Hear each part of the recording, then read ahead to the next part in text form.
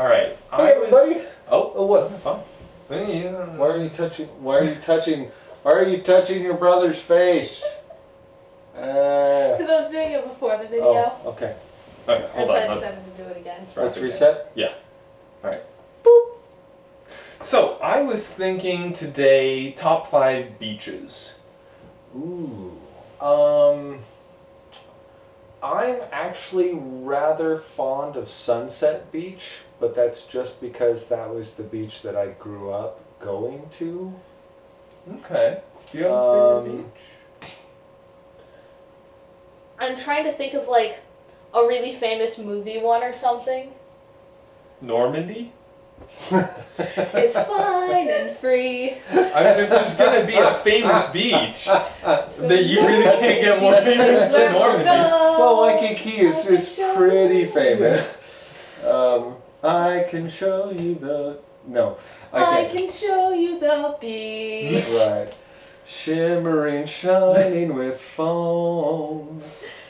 Alright, so what are we here to do today? Today we're going to watch some more No Evil. Some more No Evil. Some of Betsy Lee's spectacular little web show that really doesn't get the recognition that it deserves, I think. But it's still relatively new, and it's very small budget, very small done. And I think another hit that it takes is that she does it like in her spare time, just whenever.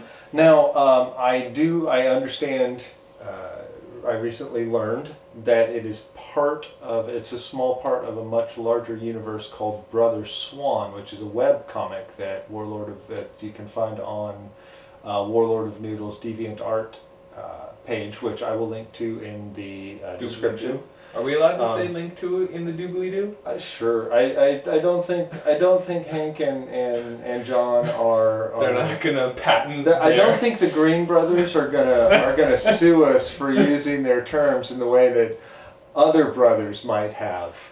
Careful. Stay neutral. Oh, I'm neutral. Yes. Don't want to seem like you're reacting to anything. No. I don't want the Fine brothers to steal my face. Oh wait, no, that was Right, Coe. I was on the I was same getting those page. two guys confused. No. I actually very much enjoy watching the Fine brothers react videos, as well as watching Hank and John Green's videos, and so. So there you go. More. There's your obscure reference for today. That was a very obscure reference. That's about as obscure as our references to our socks. By the way, gray and black, black and gray, white and orange. Good night, everybody. Storytime sock channel. Are we gonna say goodnight every time we point out our socks? Yes. Okay. All right. Sorry, we don't have a lot of jokes. Without further ado. Oh, really? Are we not going to talk about this at all? No. Okay. I'm Cosmo. I'm Wanda. And I'm Timmy. And when we're not granting his wishes, or pulling his fat out of the fryer, we're watching No Evil. Episode 14. I don't know how to say that. I'm adding ways and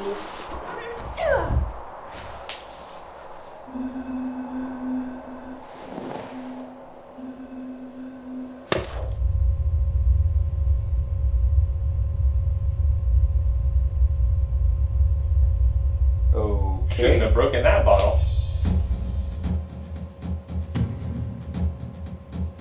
At one time, Mahtigwess ran free, unbound by the ways of mortals.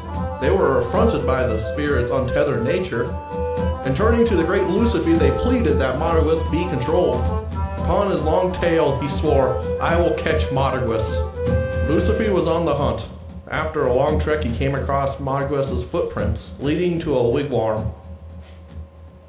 Inside, he greeted an old man. "Old man, have you seen the great Mahtigwess?" "Certainly, but it's dark and dangerous and you seem hungry. Here I shall give you food and rest, and you may hunt for the dangerous Mahtigwess in the morning." And so he ate and he slept. But then he woke the next morning in the freezing cold, feeling as if he had never eaten the night before. Had he fallen asleep? Angrily, he realized that Mahtigwess was far ahead of him now. But the tracks continued, and so must he. He next came across a meeting of people who were listening to their leader celebrating the gifts of freedom granted by mystery. Servants of mystery, have you seen the great Mahtigwess? Come, young man, you look cold and hungry. Surely your quest can wait until after our pear supper. Lusifee wondered, but it certainly couldn't be a dream this time. And so he stayed and ate and celebrated with the servants of mystery. He soon woke to pains of hunger, as though he had not eaten for days. Mahtigwess must be miles ahead of him by now, if there really ever was a Mahtigwess. But there were tracks, so he followed them all the way to the sea. On the shore he saw a ship with its crew. Captain, have you seen the great Mahtigwess? No, but you look tired and hungry. It would not take much to capture you and sell you to a village. And so they set upon Lusifee. Was this a dream? Or was it real? Was it the crew that took his tail, or was it the oath he broke? Or did he ever have a tail to begin with? Interesting.